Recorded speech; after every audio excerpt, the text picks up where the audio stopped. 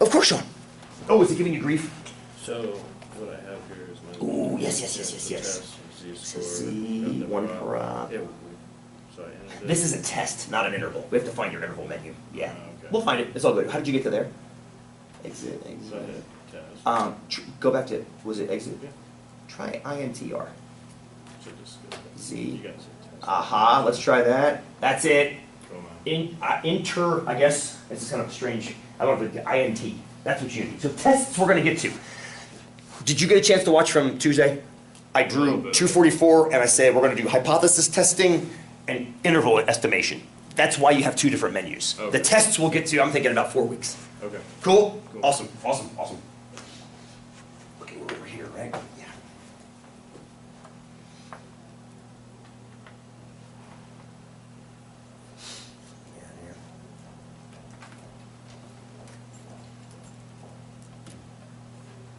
Do you guys know about that Zillow website that I was using to pull this data from? It's freaking rad. I mean, assuming it's updated pretty regularly, full of awesome information. It's amazing how, it's just, it blows my mind how easy it is to find data now compared to even 5 years ago. Some of it's garbage, of course, but the fact that you can get to it so rapidly, this is why I love sitting in class with you guys, because you are aware of these resources, but you might not know every time what questions they ask about the validity of the resources. That's why you're sitting in class with me.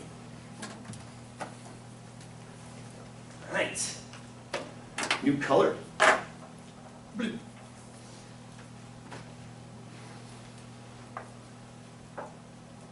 Why did I check in December 2013? Why did I check Zillow? Of course. Because foreclosure rates have changed again, right? They're now, what will the headline read now?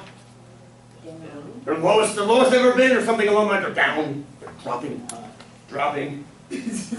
Right, they're dropping, and you can see, if they just said, they've been dropping, in the sample we drew. I mean, if they put that little, in the sample we drew, in there, I'd be, yeah, it's totally fine. That's a descriptive stat, I got no problem with that.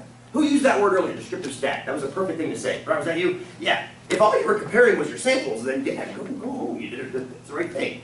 If you want to actually talk about bend in general from a sample, you gotta put the margin on there.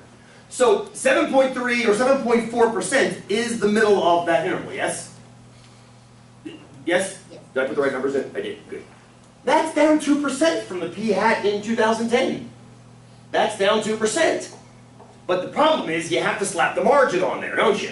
And the margin takes it from 5.8%, which is down here, which that's pretty low, yeah? Up to 8.9%, which is right about here.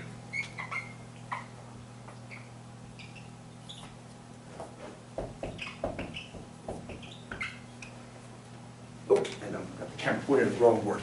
They can't see a damn thing, I'm sorry. There you go. Now, as a statistician, I like looking at all three of these together because that new one, that blue one, piques my interest. The green one and the orange one don't pique my interest because the p-hats are so close that the margin overlaps completely and blah, blah, blah. This blue one here, the center is indeed 2 percentage points off of 9.4. The margin that is expressed does negate that, doesn't it? It negates the claim that foreclosure rates are down. Because the intervals do what? What do the intervals do to each other? This one, this one, this one, what do they all do to each other?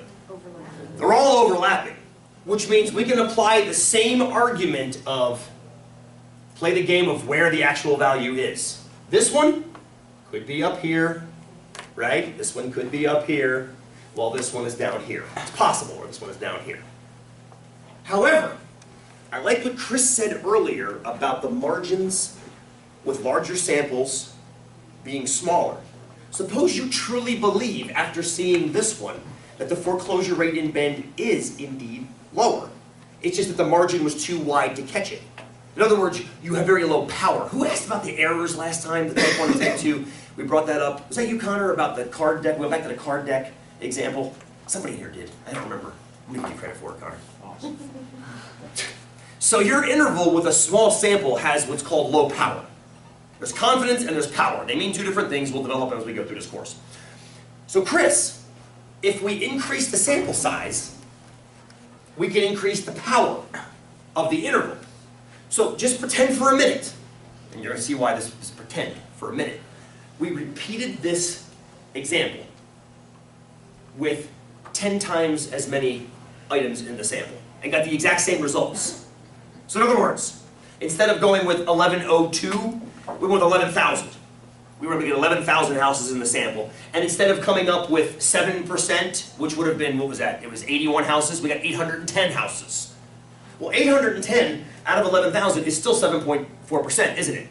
Right? So just grab your machines, do it again,